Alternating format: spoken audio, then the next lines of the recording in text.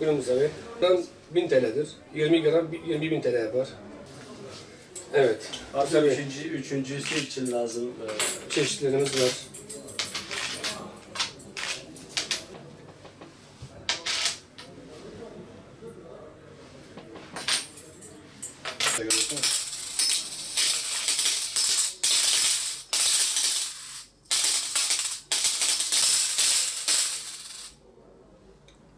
Altın geçen sene en son 1060'ları görmüştü. Şu an 1080 has bazında.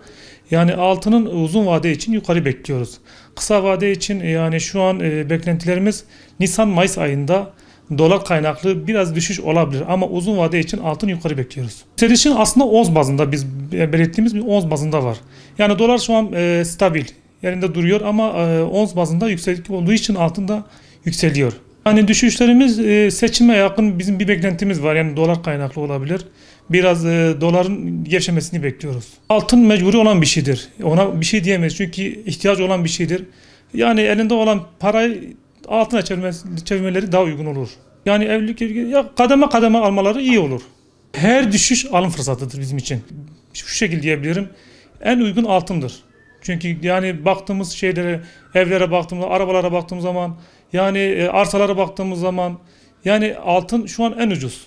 Yani şu an kendi şahsi fikrim altının şu an 1500-1600 TL bazında olmasını bekliyorduk.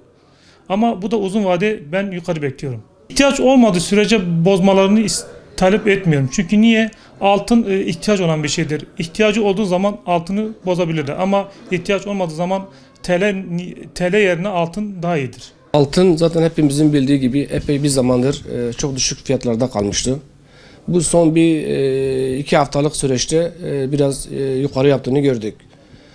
Bunu da gayet normal olarak karşılıyoruz. Çünkü altın son bir senedir gayet yerinde saydı. Fazla yükselişler olmadı. Dünyadaki riskleri göz önünde bulundurursak yani altın hiçbir şekilde gerçek değerinde değil. Ama bu piyasaya yansıyor mu? Tabii ki yansıyor. Zaten işler düşüktü. Bu altın da biraz yukarı yapmasıyla biraz daha düşmüş görünüyor.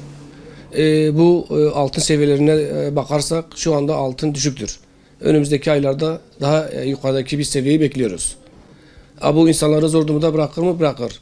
Ama geneline baktığımız zaman dünyada şu anda her şey yüksek. Sadece altın değil yani. Altın diğer emtia fiyatlarına baktığımız zaman hala çok geridedir. Bunu da yüksek olarak görmüyoruz. Altın şu anda bir düşüş beklemiyoruz. Kar satışları gelebilir. Bunu da kimse aldanmasın. Yani kimin altın ihtiyacı varsa şu anda almasında avantaj var. Önümüzdeki aylarda bu altın çok daha yukarılardaki bir fiyat görürüz. Şu an tavsiye etmiyoruz. Yani altın 1-200'lerin üzerine çıkmadığı sürece satma taraftarı değiliz. Şu anda evlenmek isteyen arkadaşlarımız varsa yani altınlarını yavaş yavaş bir an önce almalarını tavsiye ediyoruz. Aldıklarında yani bir süre sonra bunun avantaja dönüştüreceklerini biliyoruz yani. Altın şu anda yani bütün dünyada kıymetli bir madendir. Gerçek seviyesinde değildir. Yani yatırım olsun, normal ihtiyaç olsun. Yani almak isteyen mutlaka alsın yani.